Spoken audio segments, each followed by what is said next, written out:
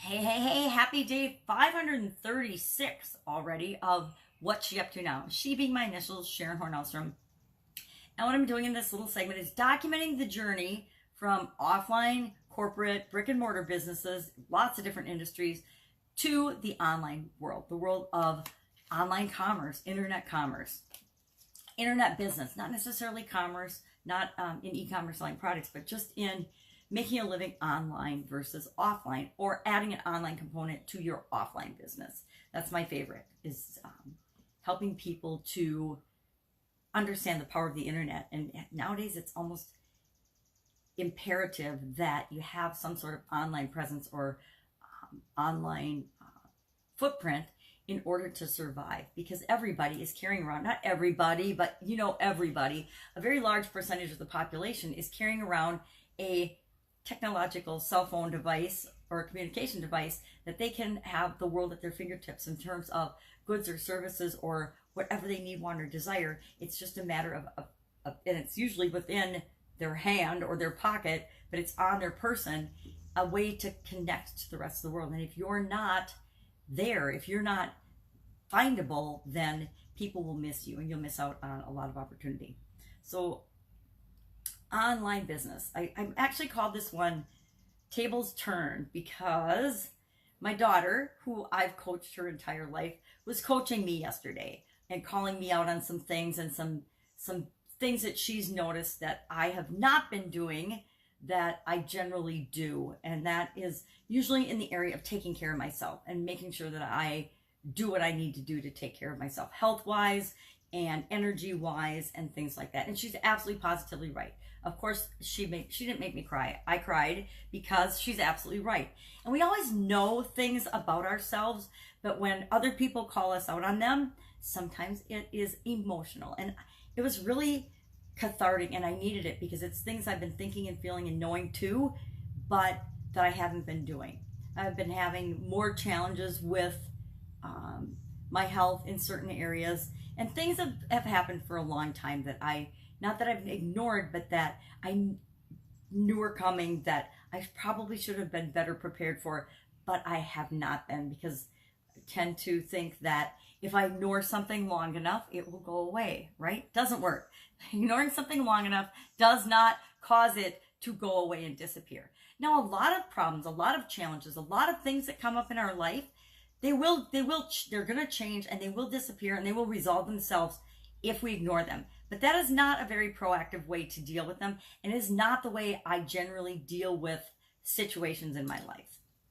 Definitely not in my business life. Now, we'll admit that I tend to do a little of that or more of that in my personal life. I allow things in my personal life to go that direction more often than I would ever allow in my business life. There's always, I say tables turn because it makes me really, really proud when my kids actually will give me feedback and coach me in ways that I've coached them over the years or taught them over the years. So many times as a parent, we coach, and we don't call it coaching with our kids, but we parent and we say things and we teach lessons and we hope that we're leading by example. And we don't know until later on if the things that we've been telling them over the decades have actually sunk in, until we are in an experience or in a moment like that when they do turn the tables on us, or we do see them using behaviors with other people that just make us so gosh darn proud that we're almost beside ourselves. And that was actually, even though it was an emotional and interesting conversation, actually stubbed my toes. My toes are all swollen out. I'm like, why do my toes hurt? I forgot I stubbed them on a box last night. It's really gratifying as a parent to see that happen and have that happen and experience that. And I promise her I will start taking better care of myself. I will get back to, I used to go to the park. I live by a state park, and I used to go to it every single day. And since my vision has gotten bad and I can't drive anymore, I haven't been going there every day. And it's definitely been a component that's missing from my life. It was spending time in nature every day. That's one of my favorite things to do. And so it was my personal time every day to think and plan and strategize and just be present in all of the beauty that surrounds us all the time. And in the last year especially, I've stopped driving. You know, I'm not blind, 100% blind, but I'm definitely blind, legally blind, and very visually challenged. And it's hard to admit because I've always done everything myself. And sometimes we need to ask people for help. And I am horrible at not getting people to help me. People want to help me. I just don't want to accept it. I don't grew up fiercely independent in my family, and it's definitely an improvement area for me. And my kids are like, yeah, you need to knock this off.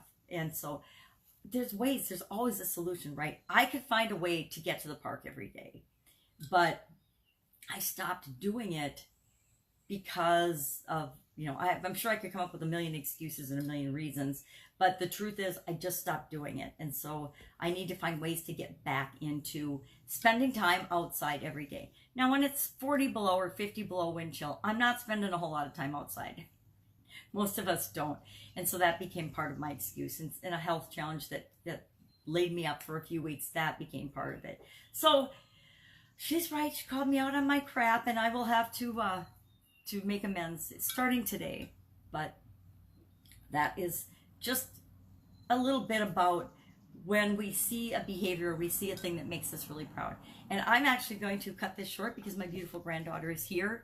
So have an awesome day. 90-day challenge. It's one of those days I actually don't have a topic. Just came home from the cabin, and whenever I come home from the cabin, I'm a little discombobulated. So I'm going to hop off here, come up with a topic, and I will, of course, be with you tomorrow. Bye.